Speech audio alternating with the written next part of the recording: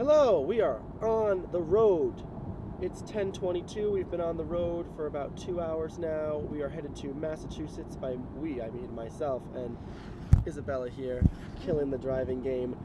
And we are on the way to Massachusetts because we are creating a haunted house for Halloween, for its epic Halloween party happening that Isabella's brother is hosting. And we created a haunted house for him at his party last year up on his farm, Shelburne Falls, in this amazing barn space that he has, and we are doing it again this year. And I'm going to take you along with us as we plan. Today is the 10th.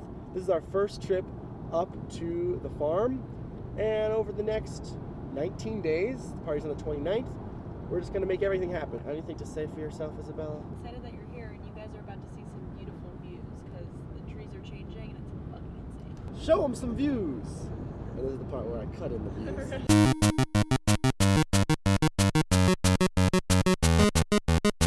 So my question is, and this might be affected by us walking in and seeing what it looks like from last year, because if all the stuff is still there and then we can't do anything about that.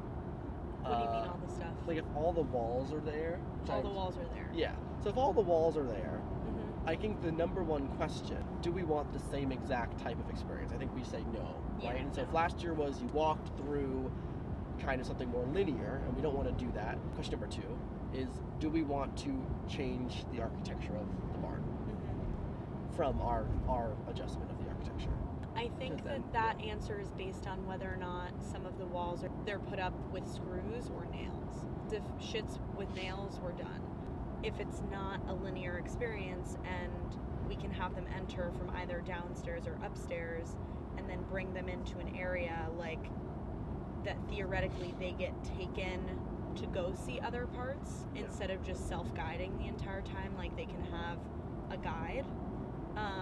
That allows us to not really have to deal with the architecture being kind of the same. I want there to be elements of them walking away and being like, whoa, that got inside my head a little bit. Hello, so that dashboard camera thing didn't work and it crashed on my knee. And so basically in the car, we just kind of went through some more logistics, some basic, like, okay, what do we want this experience to be like? How do we want it to work versus last year's experience, which was more just like a straight haunted house. We want this to be more of like an immersive theater-like experience, maybe more like an escape room as well, where audiences kind of have more agency and are trying to get out of this amazing site. Speaking of, we have arrived. We are here in Shelburne Falls.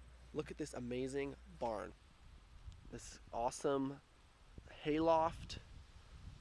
That sliding door. You go in there. There's this also downstairs area. So it's an amazing space, and it's so much fun to get to play around in.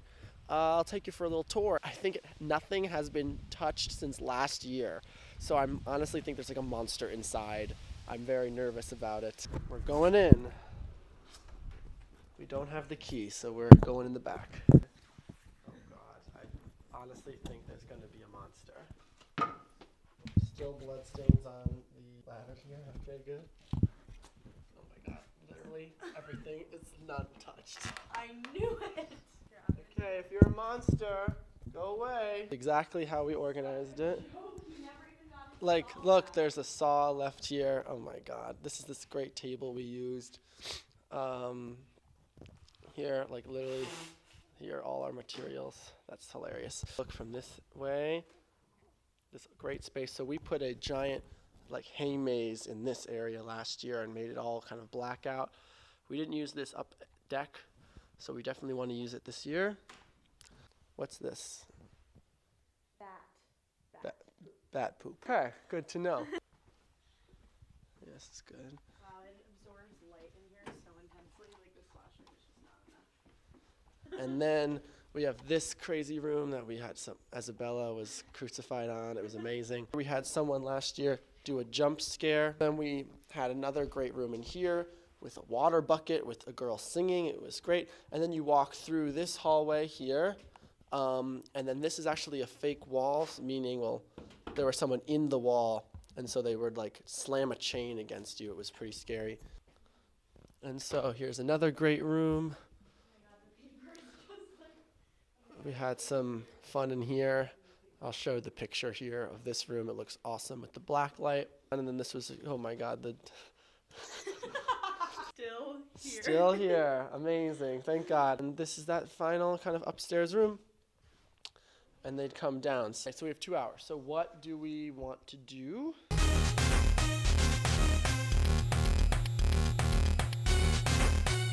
I'm bringing you back because Isabella just said we should put insulation panels on the floor and cover it with bodies. So it felt like a good moment. Brain blast. They do come in the back actually, or they come in this side door. This is like a really creepy induction ceremony looking like thing, and then they come up, or they go in the back. Yeah. We do something cool down there. You can't really design that to be as beautiful as we want it to be. Yeah. But then if we then come into this hallway, and then this hallway has like a totally like ritualistic vibe as opposed to a meet our leader in the basement ritualistic, and then they're like, and now we blindfold you, and it's like lit with candles or something, not candles because we don't want to light the barn on fire. I buy that as entrances. Hello. Okay, we're recapping because we just did a nice walk through and we have some ideas. Okay, so you enter through the downstairs. They go through all of this plastic that's weirdly lit. Maybe there's essential oils or something. Smell really sweet. Smelling weirdly, oddly sweet or something. Yeah. Yes, Cool. and so then they go through this old rickety door and they enter into this completely transformed, pristine looking waiting room. Right. Facing this small white monitor television that has about a minute or so long intro video. It feels very like it's a small world after all, Disney ride. There's a guide there already. The guide then proceeds up this ladder to open that door and reveal 3 more guides standing up there. They go on a long kind of roundabout walk with this blindfold on. They finally get to their cell. They're abandoned by their guide, and just before they're abandoned, they get headphones maybe put into their ears, and the hood or blindfold is taken off, and the guide disappears. And I guess the question is how then they find their friends, if they like specifically need each other. Like, are there like, you each have a letter to unlock the clues. They somehow arrive at this final space together, and then something happens here. An induction ceremony, could be a trap, something like that. Yeah. And then they run away. It's gonna be good. Hi everyone, thank you so much for watching this video. I'm so excited to be back on YouTube with this one. If you liked it, please give me a thumbs up and write in the comments below.